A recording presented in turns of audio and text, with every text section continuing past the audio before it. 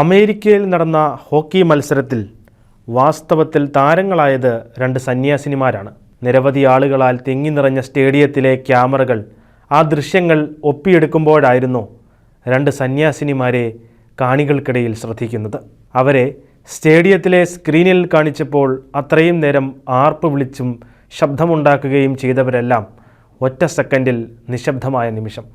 Professional hockey ടീമായ Detroit red വിങ്സും Ottawa സെനറ്റർമാരും തമ്മിലുള്ള മത്സരത്തിനിടയിലായിരുന്നു ഈ വൈറൽ വീഡിയോ പിറന്നത്. സെൻറ്റ് തോമസ് കൽദായ രൂപതയുടെ സോഷ്യൽ മീഡിയ പേജുകളിലാണ് ഈ വീഡിയോ പങ്കുവച്ചത്. റോമിലെ മാർപ്പാപ്പായുമായി പൂർണ്ണമായ കൂട്ടായ്മയിലുള്ള പൗരസ്ത്യ ആചാര സഭകളിലൊന്നാണ് കൽദായൻ കത്തോലിക്ക സഭ.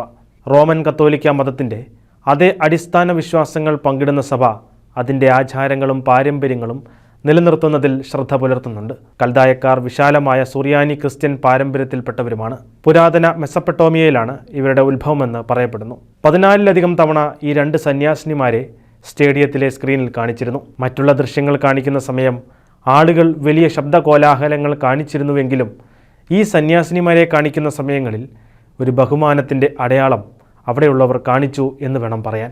വീഡിയോ ഇതിനോടകം തന്നെ ദശലക്ഷക്കണക്കിന് ആളുകളാണ് കണ്ടത്.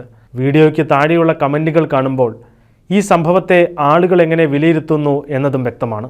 ദൈവം അവരിലൂടെ ആ സ്റ്റേഡിയത്തെ പ്രകാശപൂരിതമാക്കി എന്നായിരുന്നു ഒരാൾ അഭിപ്രായപ്പെട്ടത്.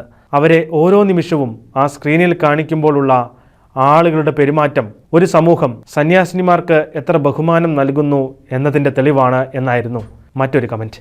ഒരു വൈറൽ വീഡിയോ എന്നതിലപ്പുറം അതിനോടുള്ള ആളുകളുടെ പ്രതികരണമാണ് തീർത്തും വ്യത്യസ്തമാക്കിയത്. ഒരാൾ പോലും മോശം കമൻറ്റുകൾ വീഡിയോയ്ക്ക് താഴെ ഇട്ടിട്ടില്ല എന്നതും ഏറ്റവും ശ്രദ്ധേയമായ കാര്യമാണ്.